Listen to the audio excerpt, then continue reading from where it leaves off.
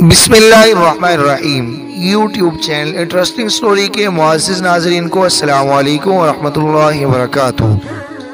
معزز ناظرین، اگر آپ ہمارے چینل پر نئے ہیں تو ہمارے چینل انٹرسٹنگ سٹوری کو سبسکرائب کر لیں اور ویڈیو کو لائک کر لیں اور اس ویڈیو کو اپنے دوستوں سے لازمی شیئر کیجئے اور فیڈ بیک کے طور پر کمنٹس باکس میں اپنی رائے کا اظہار ضرور کیجئے۔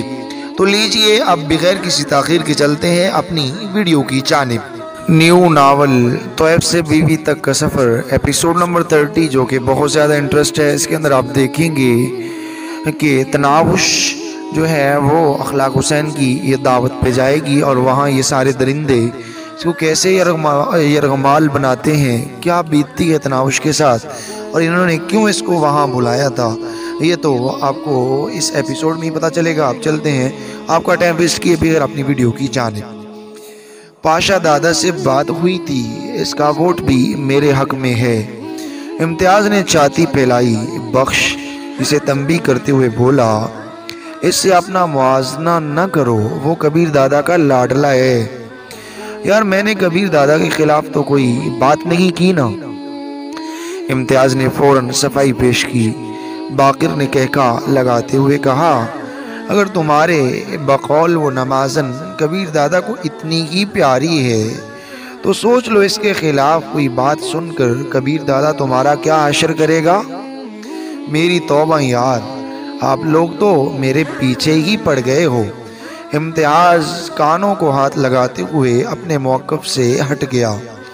ان کی گپ شپ کے دوران وہ گھر کے قریب پہنچ چکے تھے۔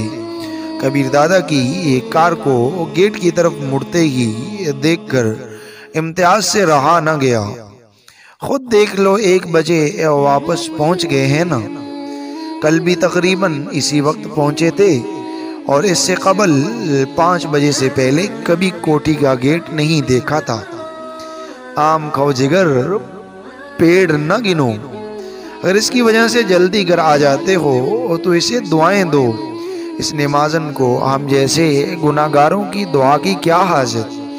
اس مرتبہ امتیاز کے لہجے میں ہلکا سا دکھ ہلکورے لے رہا تھا۔ کار سے اترتے ہوئے کبیر دادا کو تناوش کے چہرے پر سبز خوشی واضح نظر آ رہی تھی۔ یقیناً وہ اس کے جلد لوٹ آنے پر خوش تھی۔ میرے لیے خریداری کی ہے۔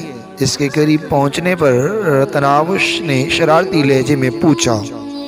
ہاں کہتے ہوئے وہ آگے بڑھ گیا۔ سچ؟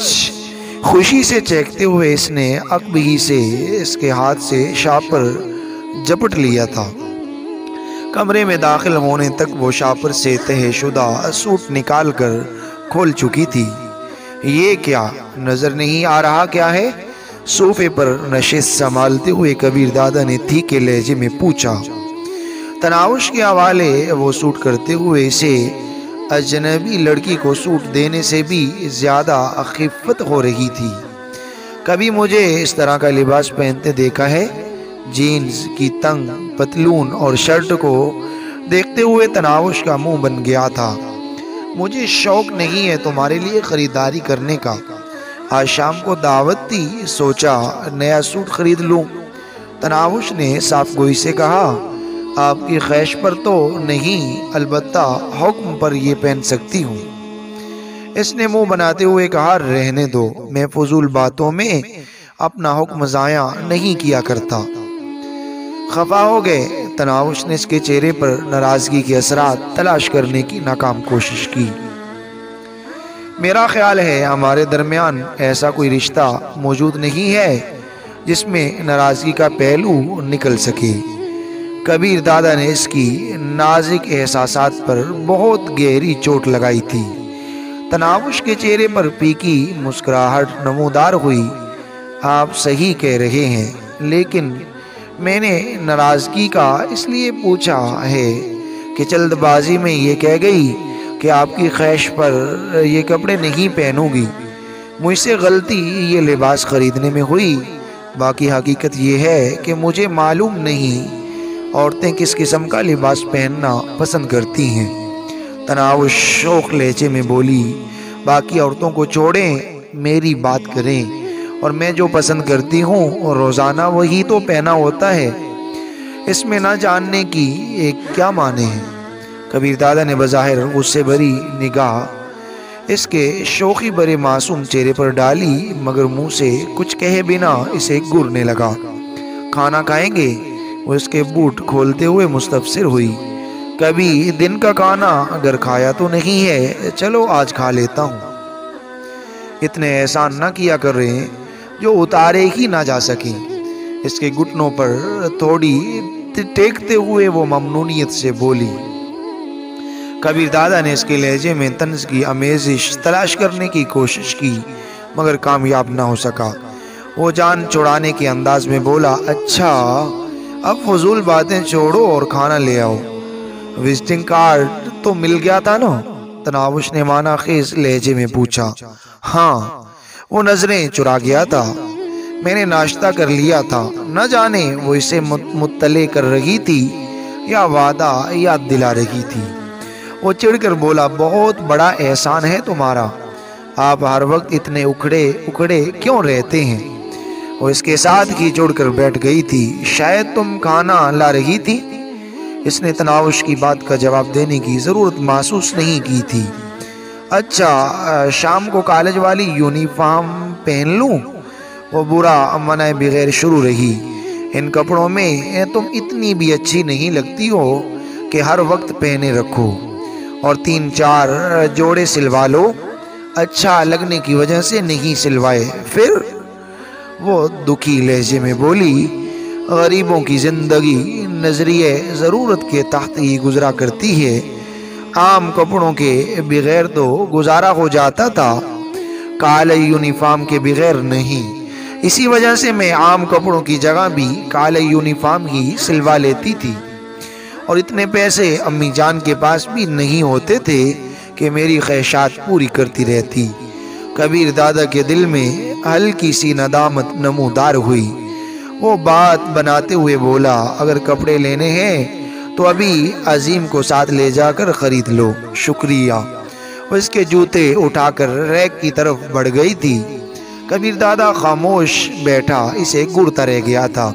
اس کا شکریہ کہنا اسے اچھا خاصا تنزیہ لگا تھا۔ تقریب کے لیے اس نے شادی کے دن والے کپڑے پہنے تھے۔ حسن سجاوٹ یا پہناوے کا محتاج نہیں ہوا کرتا۔ تناوش ان عام اور سستے کپڑوں میں بھی بہت نمایاں لگ رہی تھی۔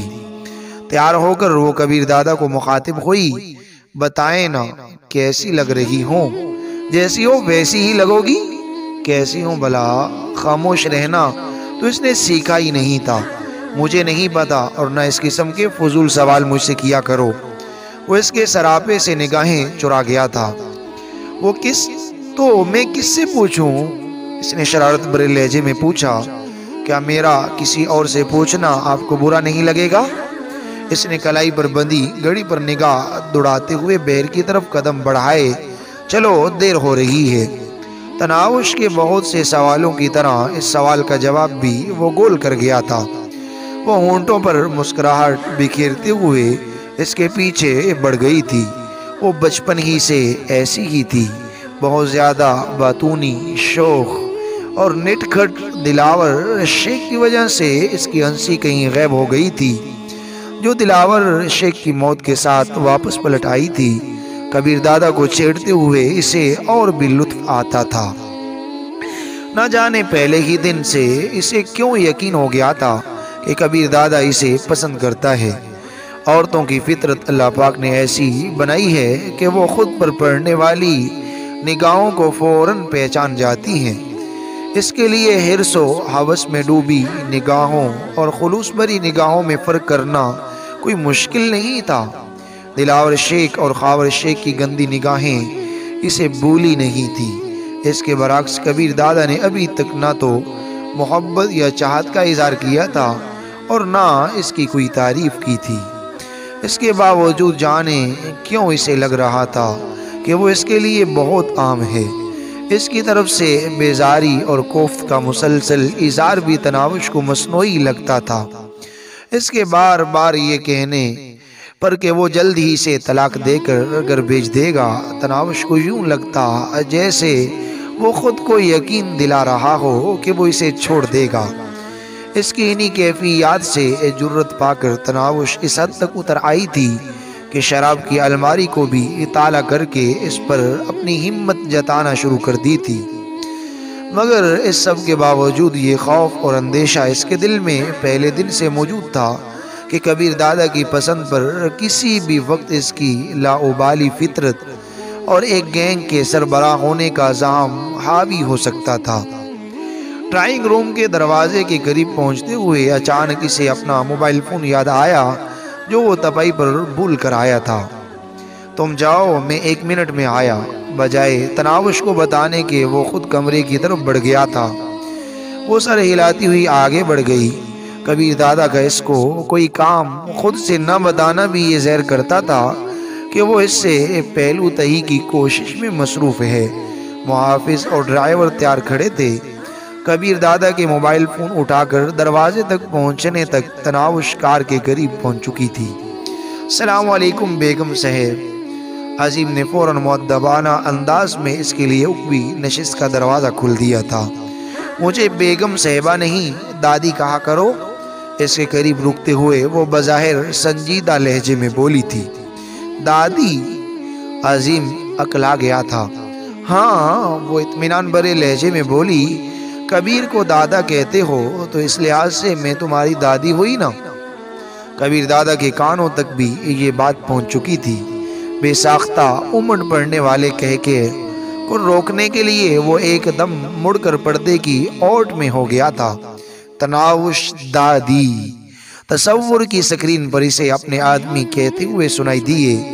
بڑی مشکل سے ہنسی کو روک کر اس نے چہرے پر دوبارہ سنجیدگی طاری کی اور باہر نکل آیا۔ وہ بھی نشست پر بیٹھ چکی تھی۔ عظیم نے کبیر دادا کے لیے دوسرا دروازہ کھولا اور اس کے نشست سنبھالتے ہی دروازہ بند کر دیا۔ گاڑی کے آگے بڑھتے ہی وہ کھسک کر اس کے قریب ہو گئی تھی۔ کھڑکی کی طرف سمٹتے ہوئے کبیر دادا نے اسے غسیلی نظروں سے گھورا، مگر وہ بے نیاز بنی بیٹھی رہی۔ وہ جانتا تھا کہ منہ زبانی کہنے پر اسے الٹا ہی جواب ملتا اور اپنے ملازموں کے سامنے وہ کوئی الٹی بات نہیں سننا چاہتا تھا۔ اس کے تمام آدمی اس سے یوں خوف کھاتے تھے جیسے پرائمری کے طالب علم استاد سے ڈرتے ہیں، جبکہ تناوش اس کے غصے اور رعب کو کسی خاطر نہیں لاتی تھی۔ وہ شرمیلی، معصوم اور کم گو نظر آنے والی چھوٹی سی عمر کی لڑکی اتنی شوخ اور تیز ہوگی یہ کبیر دادا نے سوچا بھی نہیں تھا۔ ہر بار کبیر دادا یہ سوچ کر طرح دے جاتا کہ 2-3 دن بعد اس نے چلے جانا ہے، مگر کبھی کبھی اسے خود بھی وہ 3 دن گزرتے نظر نہ آتے۔ وہ خود کو یہ کہہ کر تسلی دینے لگتا کہ اخلاق حسین جیسے آدمیوں سے بچانے کے لیے اس نے وقتی طور پر اسے رکھ لیا ہے۔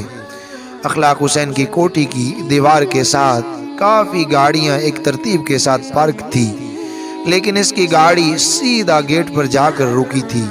محافظوں نے البتہ اپنی جیپیں بہر ہی پارک کر کے پیدل گیٹ کی طرف بڑھ گئے تھے۔ چوکیدار نے کبیر دادا کو پہچانتے ہی دروازہ کھول دیا تھا۔ ڈرائیور گاڑی اندر لے گیا۔ کوٹھی کے وسیع لان میں رنگ و نور کا سیلاب آیا ہوا تھا۔ ڈرائیور نے گاڑی سیمنٹ کی پختہ روش پر روکی۔ عظیم نے جلدی سے اتر کر کبیر دادا کے لیے دروازہ کھول دیا۔